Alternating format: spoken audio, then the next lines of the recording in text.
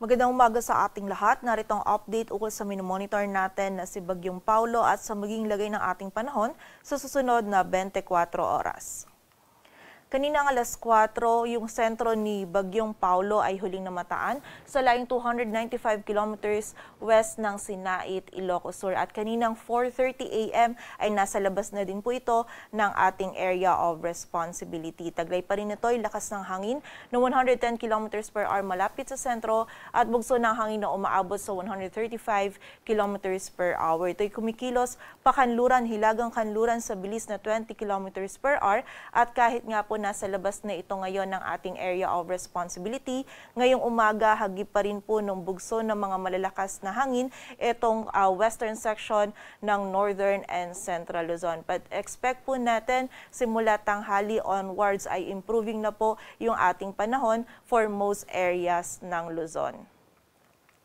And bukod po dito, kanina namang alas 2 ng umaga ay meron din tayong namataan na isang low pressure area sa labas ng ating area of responsibility. Huli itong namataan sa laing 2,320 kilometers silangan ng extreme northern Luzon. Posible po itong ma-develop at maging isang ganap na bagyo bukas, araw ng linggo. Ngunit kapag naging mas favorable po yung condition or yung environment para po dito sa low pressure area nito, hindi po natin nire-rule out yung possibility na within the day or ngayong araw din po ay ito ay maging isang ganap na tropical depression. Kaya naman continuous monitoring po tayo and patuloy na magantabay sa updates na ipapalabas po ng Pag-asa. E nakita po natin most likely yung magiging pagkilos po nito ay pakanluran at posible po itong pumasok sa loob ng ating area of responsibility by Monday night or Tuesday morning. And then pagpasok po nito, babaybayin nito yung karagatan dito sa may northern boundary ng PAR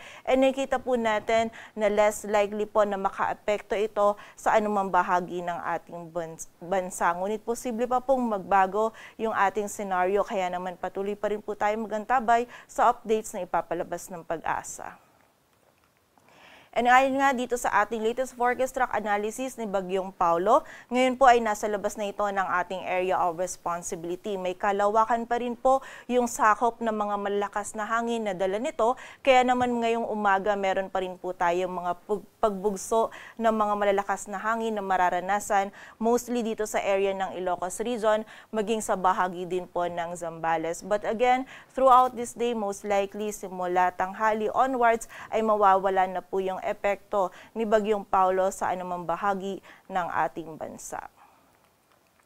Sa kasalukuyan po, yung wind signal number 1 natin nakataas pa rin sa western portion ng Abra, western portion ng Benguet, maging sa southern portion ng Ilocos Norte, sa Ilocos Sur, La Union, sa Pangasinan, maging sa northern portion ng Zambales. And mamaya pong early noon or bago magtanghali ay ililift na din po natin yung wind signals dito po sa mga areas na ito. But for now, patuloy pa rin pong pag-iingat para sa ating mga kababayan dahil po makakaranas pa rin po tayo ngayong umaga ng bugso ng mga malalakas na hangin dito sa mga areas na ito. Samantala, bukod po dito, most likely ngayong umaga din, dulot naman ng outer rain bands ni Bagyong Paulo, meron din pong bugso ng mga malalakas na hangin pa rin sa Batanes, northern portion ng mainland Cagayan kasama ng Babuyan Islands, maging sa Apayao, Zambales at Bataan. Samantala, meron pa rin po tayong storm surge warning or yung minimal risk ng storm surge dito sa may Ilocos Norte, Ilocos Sur, La Union, Pangasinan at Zambales. And most likely din po ngayong umaga, ililift na din po natin itong storm surge warning natin dito po sa mga areas na ito habang mas papalayo na po itong si Bagyong Paulo dito sa ating area of responsibility. Sa kasalukuyan naman, wala na po tayong nakataas na gale warning, ngunit iba yung pag-iingat pa rin para sa mga kababayan natin na maglalayag dito sa may northern and western seaboards ng northern Luzon, maging sa western seaboards din po ng central Luzon, sapagkat magiging katamtaman hanggang sa maalon pa rin po yung lagay ng ating karagatan.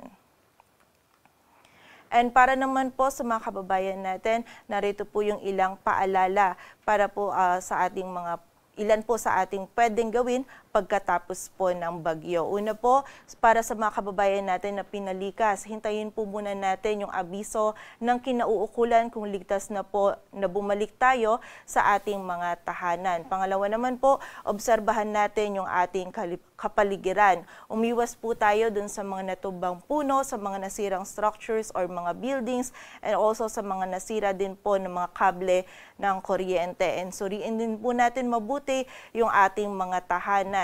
Mag-ingat po tayo sa pag-aayos ng mga nasirang bahagi ng ating mga tahanan, and also tingnan po natin maigi or i-observe po natin maigi, siguraduhin po natin na wala pong basa or nakalublob po sa tubig na kagamitan bago po natin buksan yung ating power supply. Pangatlo naman po, huwag gumala or mamasyal muna upang hindi po makaabala sa emergency services, and pang-apat naman ay manatili pong alerto at ligtas.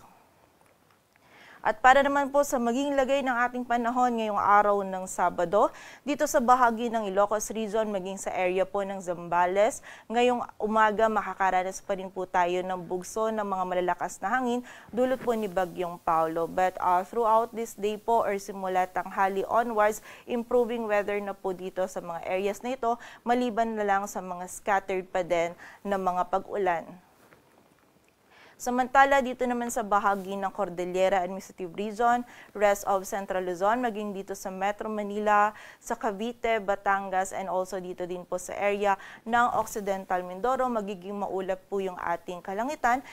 Mataas po yung tsansa ng mga kalat-kalat na pag-ulan, pagkilat at pagkulog-dulot po ng trough or extension ni Bagyong Paulo. Kaya naman po pag-iingat pa rin para sa ating mga kababayan sa posibilidad ng mga pagbaha at pagguho ng lupa. Samantala, sa nalalabing bahagi naman po ng Luzon, magiging bahagyang maulap hanggang sa maulap yung ating kalangitan. May posibilidad lamang ng mga isolated o yung mga biglaang pag-ulan, pagkilat at pagkulog, dulot yan ng mga localized thunderstorms. Agwat po ng temperatura dito sa Metro Manila ay mula 24 to 30 degrees Celsius. Samantala sa bahagi naman ng Visayas at Mindanao, maging dito din sa area ng Palawan, magiging bahagyang maulap hanggang sa maulap po yung ating kalangitan. May tsansa din pa rin ng mga isolated o yung mga biglaang pag-ulan, pagkilat at pagkulog, dulot pa rin po yan ng mga localized thunderstorms. During severe thunderstorms, posible pa rin po tayong makaranas ng mga katamtaman hanggang sa mga malalakas na pag-ulan na maaari pong magdulot ng mga pagbaha at pagguho ng lupa, kaya naman pag-iingat pa rin para sa ating mga kababayan. Agwat po ng temperatura sa Cebu ay mula 25 to 31 degrees Celsius at sa Davao naman ay 24 to 33 degrees Celsius. At yan po muna ang latest dito sa Weather Forecasting Center ng Pag-asa. Para po sa mas kumpletong impormasyon, bisitahin po ang aming website, pag-asa.dost.gov.ph, at para naman po dun sa mga pinapalabas na advisories or heavy rainfall warnings ng ating mga PRSD or regional offices, bisitahin ang aming website, panahon.gov.ph. And muli po, yan po muna ang latest dito sa Weather Forecasting Center ng Pag-asa. Grace Castañeda, magandang umaga po.